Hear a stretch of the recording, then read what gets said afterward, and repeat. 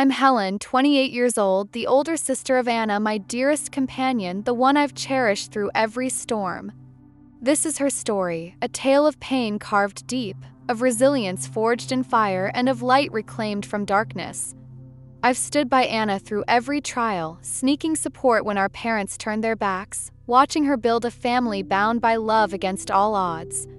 It begins with a love that felt eternal but crumbled like autumn leaves, leaving Anna to face a world that seemed determined to break her.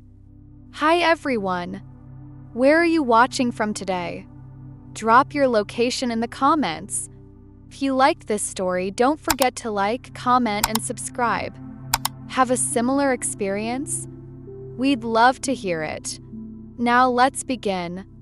At 16, Anna was a quiet dreamer, her soft brown eyes hiding a universe of hopes.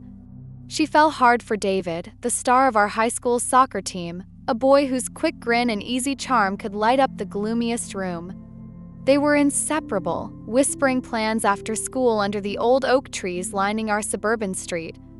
Anna would come home, her cheeks flushed, spinning visions of a shared future, a tiny apartment in a bustling city, maybe a quirky bookstore or cafe they'd run together. "He gets me, Helen," she'd say, her voice bright with certainty, and I'd smile, happy she'd found someone who saw her heart. As her older sister, I felt a quiet pride, believing David was the one who'd hold her dreams as carefully as I did. But graduation changed everything. The summer of 2010 blurred into fall, and David's warmth faded like a tide pulling back. His texts grew sparse, his calls shorter, his eyes always elsewhere when they met. Anna noticed but clung to hope, her love a stubborn flame. I saw the worry creep into her face, the way she'd check her phone, waiting for replies that never came. Then, one crisp October afternoon under the park's golden canopy, David stopped mid-step on a gravel path. "Anna, we need to talk," he said, his voice cold, hands buried in his jacket. My stomach sank as Anna recounted it later, her words trembling. He told her their relationship didn't fit his plans, top-tier colleges like Georgetown or Stanford were his future, and she, he said, was holding him back. The words cut her like a blade. "I thought we were in this together," she whispered to me that night, her voice breaking as I held her on our porch swing, her tears soaking my sweater. I couldn't erase her pain, though I tried. I brushed her dark hair from her red-rimmed eyes, murmuring that she deserved better, but the hollowness in her gaze terrified me. Anna had always been the dreamer, the one who believed in forever. Now, as she curled into herself, the autumn wind tugging at her scarf, I saw that belief shatter. David walked away without looking back, his blue jacket fading down the path, leaving my sister to gather the pieces of a heart he'd discarded. I stayed with her, my own chest aching, knowing this was only the beginning of her battles. The weeks after David's betrayal were a blur of quiet sorrow for Anna, but nothing prepared me for the storm that followed. I noticed the signs before she spoke. Her missed periods, the way she winced at the smell of coffee brewing in our kitchen.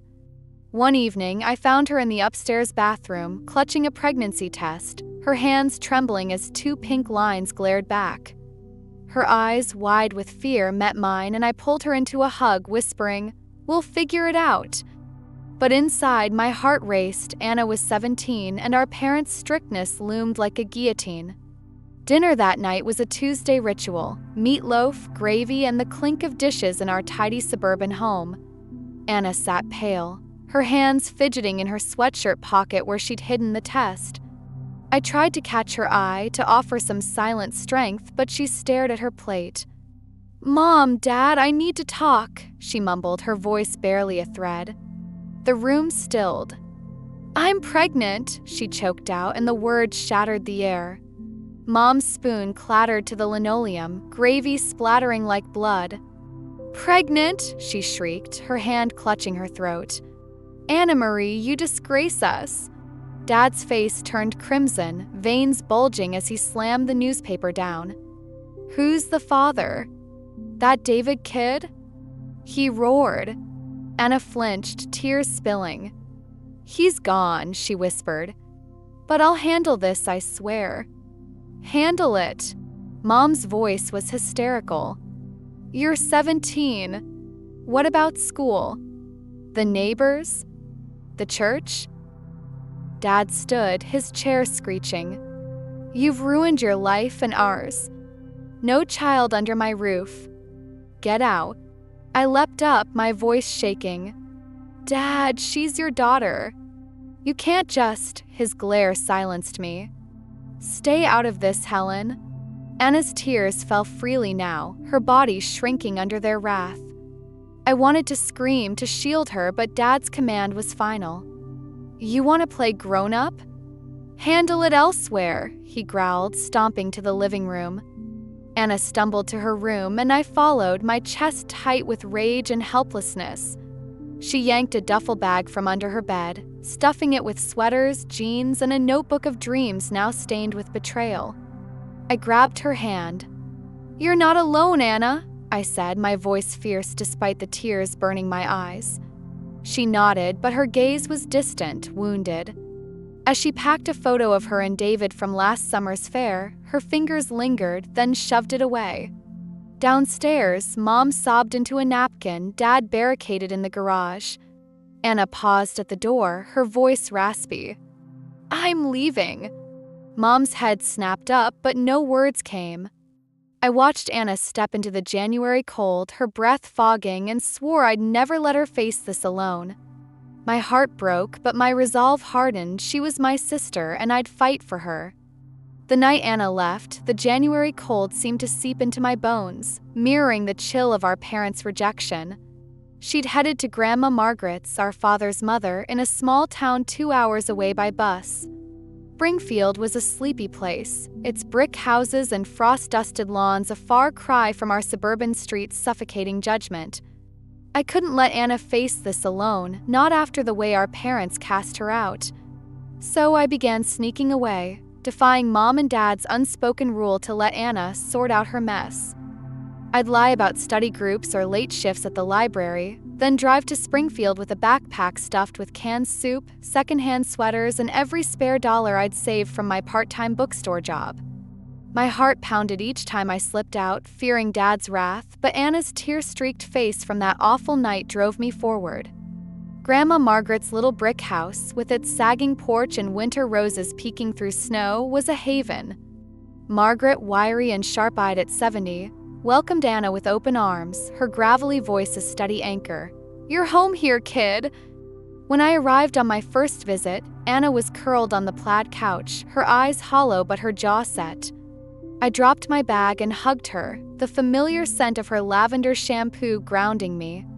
I brought supplies, I said, unpacking groceries. Margaret shuffled in, her quilted robe swishing, and gave me a knowing nod. Good girl, Helen. She needs you. Days turned into weeks, and I became a shadow in their routine, helping Margaret keep the house warm and Anna fed.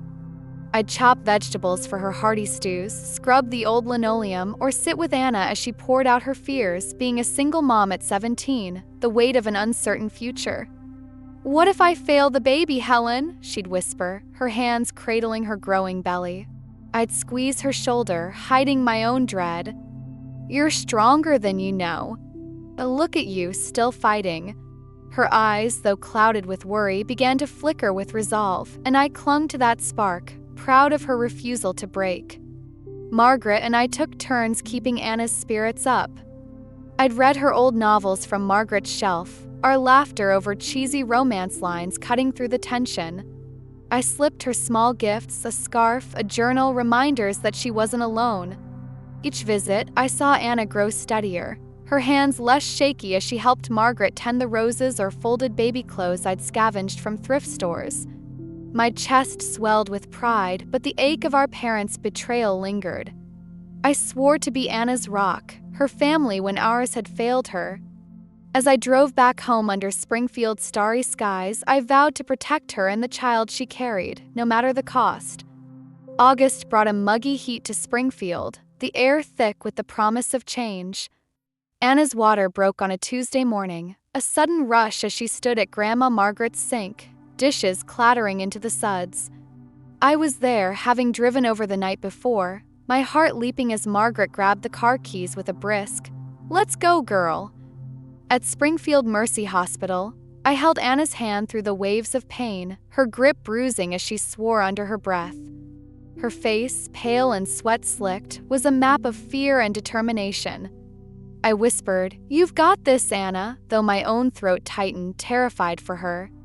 Grandma Margaret, ever steady, wiped Anna's brow with a cool cloth, her gravelly voice a lifeline. "Breathe, honey, he's almost here." When Nathan arrived, a tiny, squalling boy with a shock of black hair, time seemed to pause. The nurse laid him on Anna's chest, and I watched her eyes flood with a fierce, trembling joy. I cried too, tears spilling as I traced Nathan's scrunched-up face, his impossibly small fists. "He's perfect," Anna whispered, her voice thick, and I nodded, unable to speak. Margaret leaned over, her lined face softening into a rare grin. "A fighter like his mama," she said, pride lacing her words. In that sterile room, with monitors beeping and Nathan's warmth anchoring us, I felt a love so deep it reshaped me. He was my nephew, my family, and I'd protect him always. Back at Margaret's, we formed a quiet rhythm. Anna, exhausted but resolute, leaned on us as she navigated motherhood. I drove to Springfield every weekend, slipping away from my job and our parents' cold silence. Margaret and I took turns rocking Nathan, his soft gurgles filling the little brick house. I'd sit on the sagging couch, telling him silly stories about talking rabbits, his hazel eyes, so like Anna's, watching me with a curiosity that melted my heart. When Anna started waitressing at Sonny's Diner, a squat joint with cracked vinyl booths, I'd babysit, changing diapers or pushing Nathan's secondhand stroller through Margaret's garden. Each visit, I tucked spare dollars into a coffee can Anna kept under her bed, labeled Nathan's Future in Sharpie. My bookstore wages were meager, but every cent was for him, a chance at a life better than ours. Anna's strength awed me. She'd trudge home from double shifts, her sneakers worn thin, yet still scoop Nathan up with a smile, singing off-key lullabies. I saw her fears linger, doubts about being enough for him, but she poured love into every moment. Nathan grew into a bright, wiry boy, his questions endless. "Why do stars shine, Aunt Helen?" I'd laugh, ruffling his hair, knowing he was Anna's miracle. My heart swelled with pride, but the scar of our parents' rejection ached. Nathan was my purpose too, and I'd fight for his future as fiercely as Anna did. Anna and Nathan carved out a life in Grandma Margaret's cozy brick house, its walls steeped in warmth and resilience. Nathan grew like a weed, his dark hair a tousled mop, his mind a whirlwind of curiosity. At 5, he'd tug at my sleeve asking, "Aunt Helen, why do stars blink?" or "How do gears turn?" I'd fumble through answers, marveling at his knack for science, feeling like a second mom. Anna worked grueling shifts at Sonny's Diner, her apron sagging with coffee pot weight, her sneakers squeaking on the linoleum. Every tip, every crumpled bill went into Nathan's college fund, a coffee can under her bed that held her dreams for him. I'd slip in a few dollars when I visited, my heart swelling at her grit. She was 22, a single mom, yet her love for Nathan shone brighter than her exhaustion. I'd drive to Springfield every weekend, helping Margaret with chores or playing with Nathan, his laughter a balm for the ache of our parents' absence. Anna's strength was quiet but fierce. She'd come home bone-tired, yet still read Nathan bedtime stories, her voice soft against the hum of Margaret's old radio. I worried about her, though, her heart still scarred from David's betrayal. The men were off-limits, her walls high.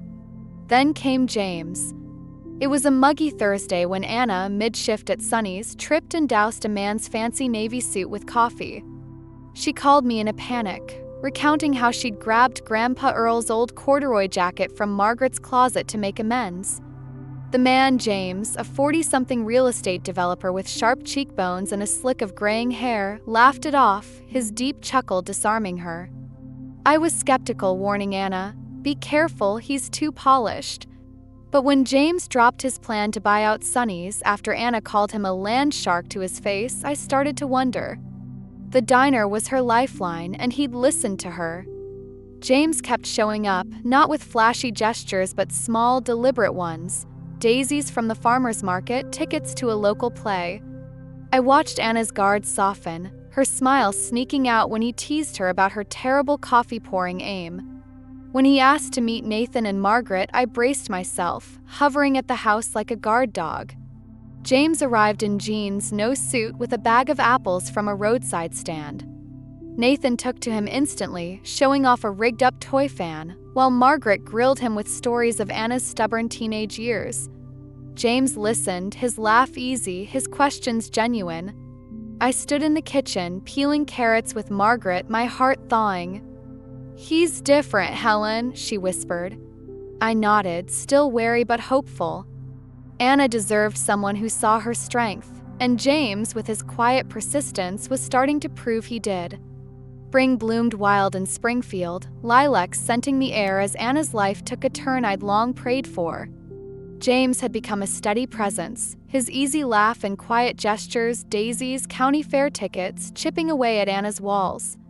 One crisp evening on Grandma Margaret's veranda, as Nathan tinkered with a robotics kit inside, James took Anna's hand, his voice low but sure.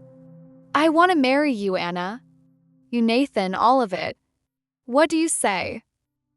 I was there, washing dishes at the sink, and caught Anna's wide-eyed pause, her heart caught between joy and old fears.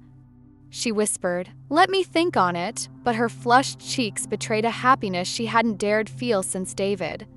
Later, she confided in me, her voice trembling.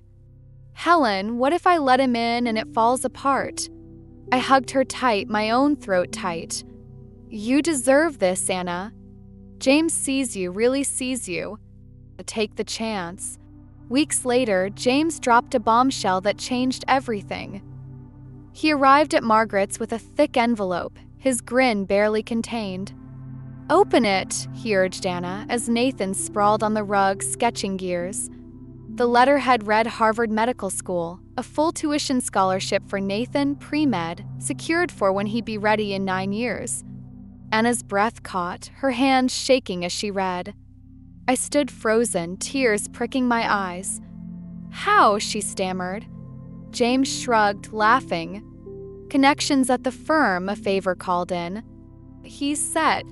Nathan perked up, eyes wide. "I'm gonna be a doctor?" I choked on a sob, rushing to hug Anna as Margaret cackled, clapping her hands.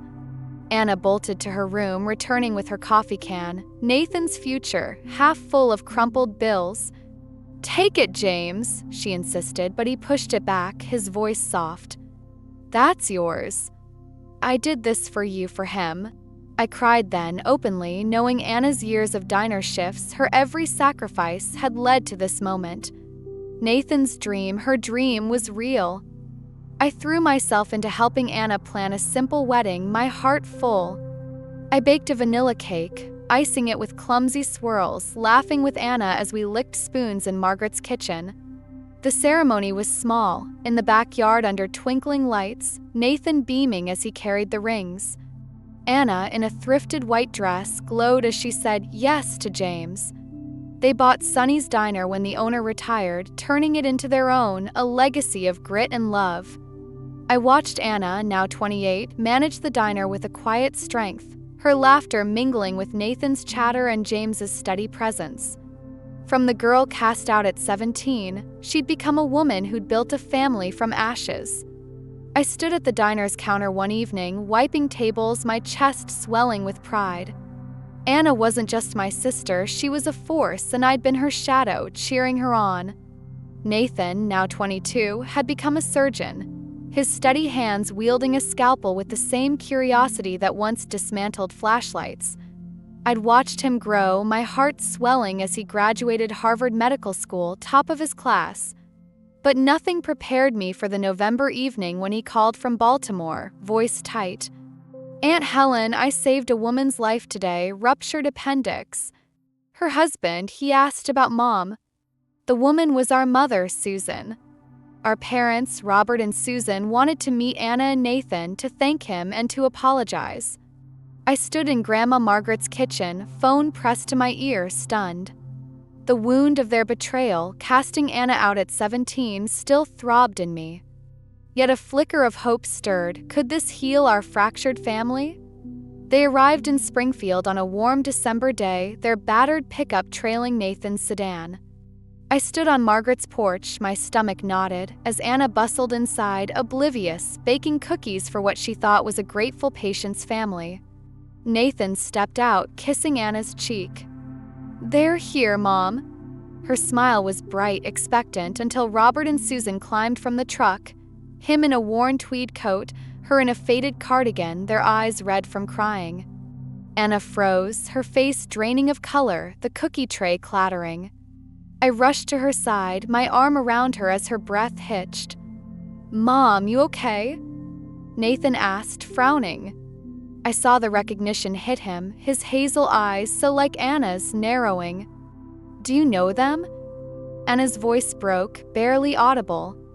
"Nathan, meet your grandparents." The air in Margaret's yard felt like glass, sharp and fragile. Robert stepped forward, his voice cracking. "Anna, I'm so sorry. We've missed you every day. We were fools, scared, and I want to fix it." Susan sobbed, hands at her mouth. "We were wrong, Anna.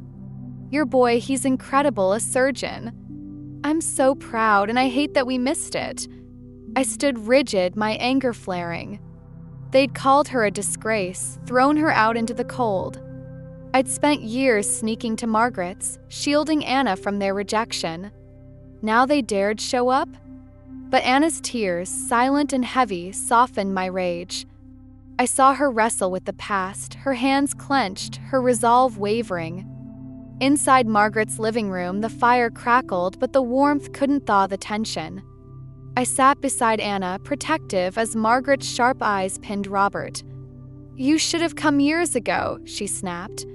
Robert flinched, nodding. "We were wrong, Mom. We know it." Anna stared at her tea, untouched, then looked up, her voice low but firm. "Sorry's a start, but it's not enough." Nathan's hand rested on her shoulder, steady, and I felt a surge of pride. She nodded once, curt. "Come in. We'll have tea." It was a small crack in her wall, not forgiveness, but a step. I stayed close, my heart torn between fury and fragile hope. The living room in Grandma Margaret's Springfield home was a cocoon of warmth, the fire spitting embers as the December light faded outside. I sat beside Anna, my arm brushing hers, a silent shield as our parents, Robert and Susan, perched on the love seat, their faces etched with regret. Nathan's hand rested on Anna's shoulder, his surgeon's calm anchoring her while James watched, his gray eyes steady but guarded. Margaret, frail at 90, leaned forward in her armchair, her voice cutting through the heavy silence.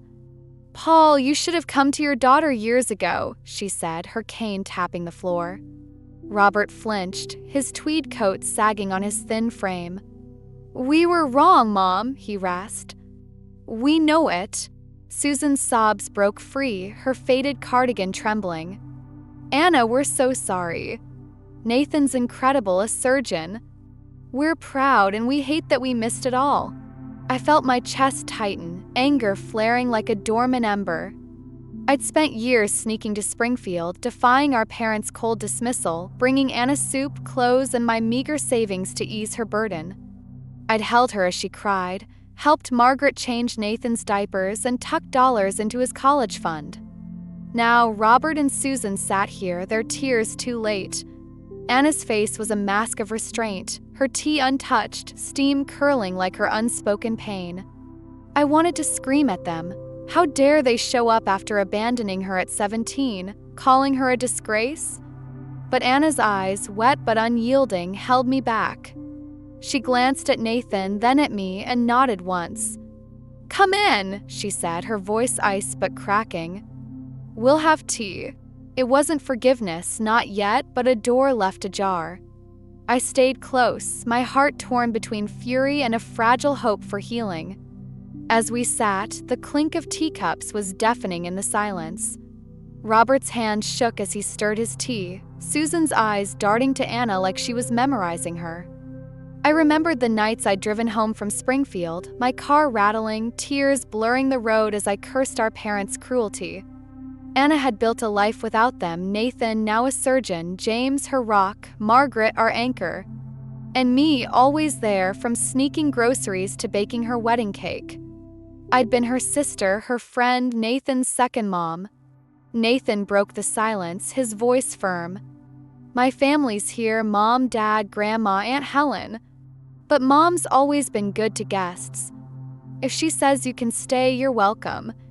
His words, protective yet open, echoed Anna's strength. I squeezed her hand, proud beyond measure. Tea grew cold, but the room held a tentative warmth. James resumed reading To Kill a Mockingbird to Margaret, his voice a soft thread weaving us together. Robert and Susan listened, diminished, their apologies hanging like a verdict. Anna's gaze softened, not with forgiveness but with a choice to move forward. I felt it too, a hope that time might mend what they'd broken. We'd built a family, not just of blood but of love, and I'd been its quiet warrior, guarding Anna's light through every storm. 5 lessons from our family's story. Trust your instincts, even when it hurts. Anna's journey taught me to listen to that inner voice, the one that urged me to defy our parents and support her. When she was cast out, my gut screamed to follow her, to be her shield. That instinct, though it meant sneaking behind our parents' backs, kept Anna from facing her darkest days alone. It's a reminder that our hearts often know the right path, even when it's painful or uncertain. Family is who stays, not just who you're born to. Our parents' rejection could have defined Anna's life, but she built a family with Margaret, Nathan, James, and me. I learned that family isn't just blood, it's the people who show up, who hold you through the chaos.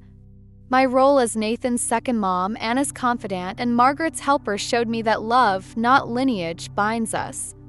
Resilience is built through small, steady acts. Anna's strength wasn't in grand gestures but in her daily grind, waitressing at Sonny's, saving pennies for Nathan, singing him lullabies despite exhaustion. My own small acts, bringing groceries, babysitting, tucking money into Nathan's fund, added up too. Resilience isn't a single victory, it's the quiet, persistent choices to keep going. Forgiveness is a choice, not an obligation. Anna's decision to let Robert and Susan share tea was an absolution. It was a choice to open a door, however slightly. I struggled with my anger, wanting to shield her from more pain, but I learned that forgiveness is a personal journey. It doesn't erase the past, but can carve space for healing on your own terms.